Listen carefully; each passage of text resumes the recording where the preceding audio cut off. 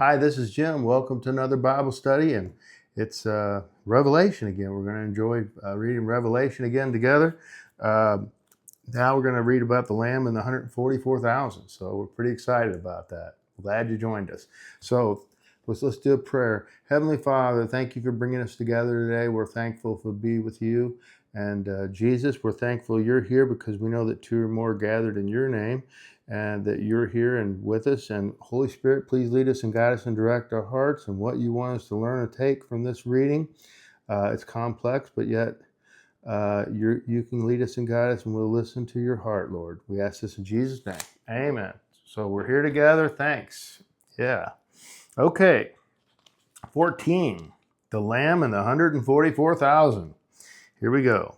Then I looked, and before me was the Lamb standing on the Mount Zion, and with him 144,000. And we talked about this 144,000 previously, a few chapters back.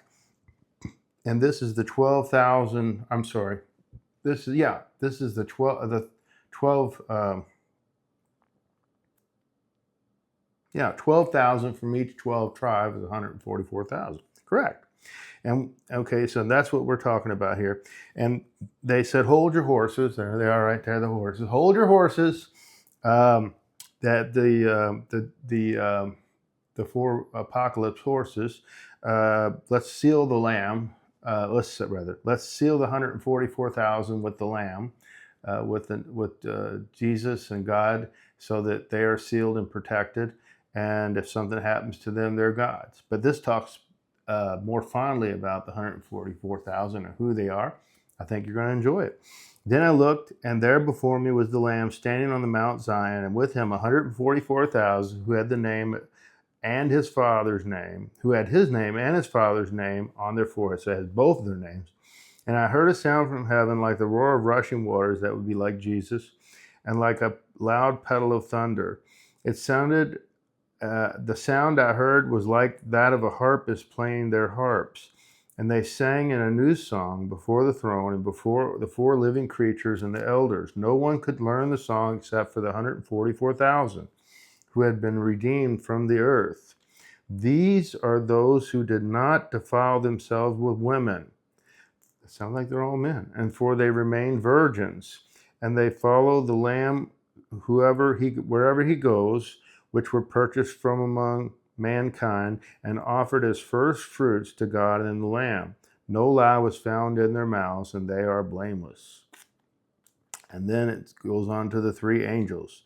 So now that defines that these people, the 144,000, were very special people and very select that God chose.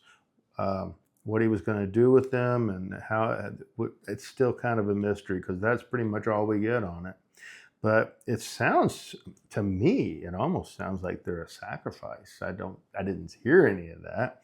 I didn't have anything say that. It's just that they're so perfect, like the lambs that would be sacrificed, but they're virgins. And I don't know. I hope, I'm not going to say one way or the other on that. It's God's will, whatever God wants. And I pray with God's will.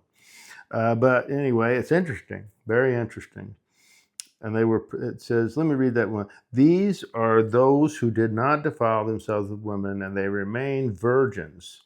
They follow the Lamb wherever he goes, and they were purchased from among mankind and offered as first fruits. That sounds like a sacrifice to God and the Lamb. No lie was found in their mouths, and they are blameless. I'm not sure, but that is interesting. Okay, the three angels. Then I saw another angel flying in midair, and he had the eternal gospel to proclaim to those who live on the earth. To every nation, tribe, language, and people, he said in a loud voice, fear God and give him glory, because the hour of his judgment has come. Worship him who made the heavens and the earth and the sea and the springs of water. That's so far. Okay. And a second angel followed and said, fallen is Babylon the Great, which made all the nations drink the maddening wine of her adulteries. A third angel followed them and said in a loud voice, if anyone worships the beast in its image and receives its mark on their forehead and on their hand, they too will drink of the wine of God's fury, which has been poured in full strength into the cup of his wrath. They will be tormented with burning sulfur in the presence of holy angels and of the Lamb, and the smoke of their torment will rise forever and ever. There will be no rest, day or night, for those who worship the beast or its image, or for anyone who receives the mark of its name. This calls for patient endurance for the part of the people of God who keep his commands and remain faithful to Jesus. Then I heard a voice from heaven say, "Write this: Blessed are the dead who die in the Lord from now on. Yes, says the Spirit, they will rest in their labor, for their deeds will follow them." So it's basically saying, if don't take the mark no matter what, because the consequences are too high, and that your head will be cut off or whatever, you'll be killed if you don't. But if you proclaim it in the name of Jesus, then you get to spend the rest of your life with Jesus in the afterlife. So I recommend doing that, actually, because you do not want to take the mark at any cost. So I think it's clear. Don't do it. Okay, so we got the Lamb and the 144,000 together. We got the three angels telling you to fear God, because God is almighty and powerful. The fear of God is the beginning of your relationship and understanding of God. So it brings you closer to God. That's the beginning. As you get better in your relationship, you still fear God, but you fear being away from God and Jesus as you get closer to God, because God is good, and we want to please God. Okay, so harvesting the earth and trampling the winepress. I looked, and there before me was a white cloud, and seated on the cloud was one like the Son of Man, with a crown of gold on his head and a sharp sickle in his hand. So Jesus is ready for the harvest here. Then another angel came out of the temple and called in a loud voice to him who was sitting at the cloud, "Take your sickle," sitting on the cloud, "take your sickle and reap, because the time to reap has come, for the harvest of the earth is ripe." So who was seated on the cloud swung the sickle over the earth, and the earth was harvested. Another angel came out of the temple of heaven, and he too had a sharp sickle. Still another angel, who had charge of the fire, and came from the altar and called in a loud voice to him who had the sharp sickle, "Take your sharp sickle and gather the clusters of grapes from the earth of the vine, grapes from the earth vine, because its grapes are ripe." The angel swung the sickle on the earth and gathered its grapes and threw them into the great winepress of God's wrath. They were trampled in the winepress outside the city, and blood flowed out of the press, rising as high as the horses and bridles for a distance of 1,600 stadia.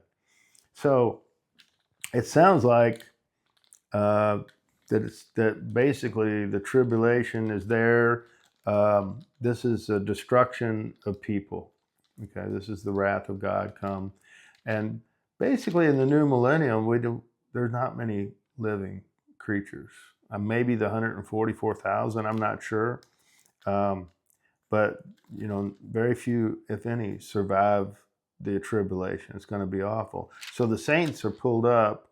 They get new bodies. They're in heaven with Jesus, but the non-believers, sounds like they're wiped out, and they press their blood and kill them in the harvest. And maybe there's some that survive or not, but we know this, that we read further later, that the believers, we get our own judgment, and it's at the Bema seat with Jesus.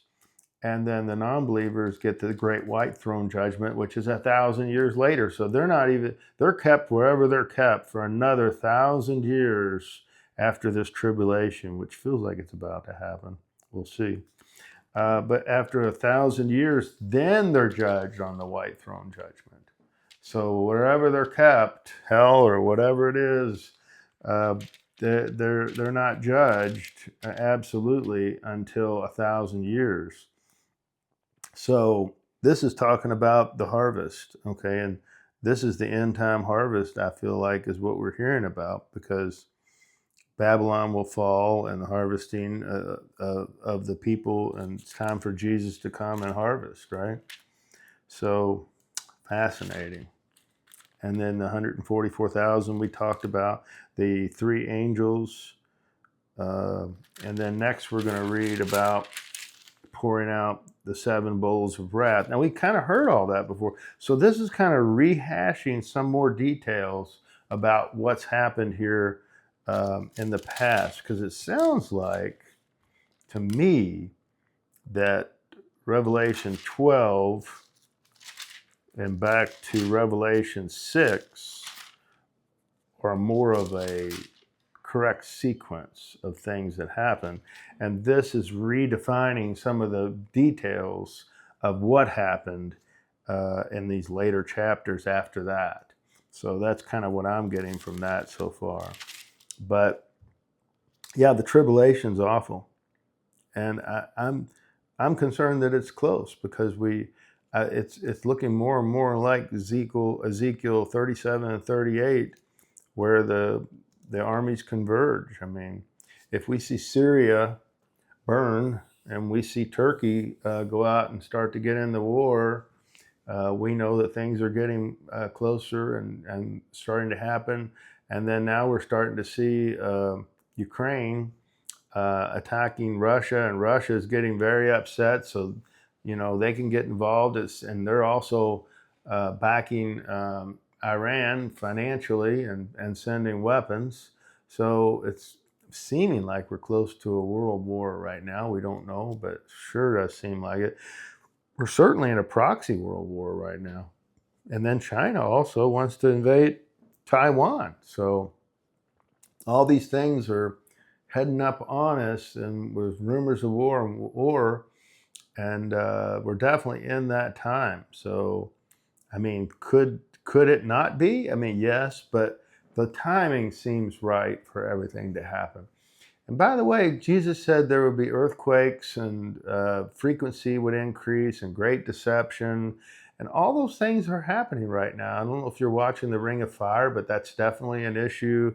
The Ring of Fire's come to a point now where earthquakes are happening every 3 to 5 days, it seems like, somewhere on the Ring of Fire for the earthquakes.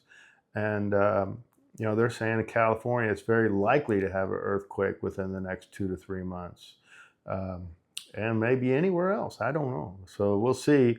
But does it seem like the end times? Very well could be. And we're sitting here reading about this, and maybe we're just called to read this now for a reason, that we are close. But I don't want to throw fear into anybody's heart. But what I do want to do is encourage you to be awake.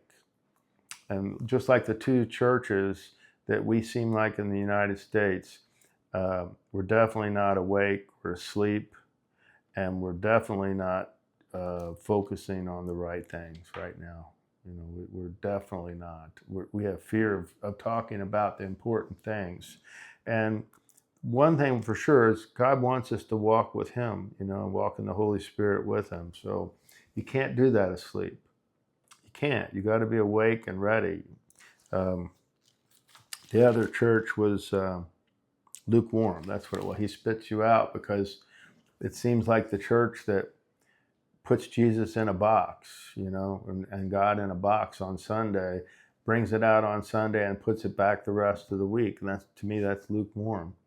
Plus, to me, the preaching's a little lukewarm. We got to wake people up. We got to get people close to God. And the only way to do that is to walk in the Holy Spirit. How do you do that? Worship, prayer, and then reading the Bible. Reading the Bible helps you to discern what's coming, because it talks about prophecy, especially this Revelation. It's very helpful for discerning for what's about to happen. So, I hope for you that you're listening to all this and you're saying, this doesn't sound too unfamiliar, because things are getting close, But, I don't want the end to come, but then again, I do, because we all want to be with God. We want God's will. And we're in a fallen world, and we have to live in a fallen world until we're ready to go with Jesus. And that's just the way things are. So, but we believe. we believe, and there's hope for the believers. We do believe there's a rapture and there's hope for us. We'll go straight up with God, and we'll be with God forever, at least another 1,000 years here on earth, which is very fascinating. But we talked about that quite a bit too. But another one done, and it looks like we're, let's see here, we just read 14 and 15. So I think we're at 16, and for next time. Yeah. Wow. Intense. Okay, well, Jesus, we take you in us. We're glad that you're with us, Lord, and we take you in us. We appreciate your sacrifice, and because of that, we want to be close to you, and we're going to be wed with you in heaven, so we're going to take you now as a representation. And then our sins are forgiven because you poured your blood out for sacrifice for us. Father, thank you for sacrificing your Son. Jesus, thank you for sacrificing yourself so that we could be close and with you in heaven and enjoy what we got to look forward to. Otherwise, we'd have a terrible future. But we're so thankful you sacrificed yourself so that our future is bright with you. Thank you, Jesus. And thank you for healing us. That's all I got. Thanks for joining me. We'll catch you again the next time, and we'll pick back up here. I believe we're at 16. Take care. God bless.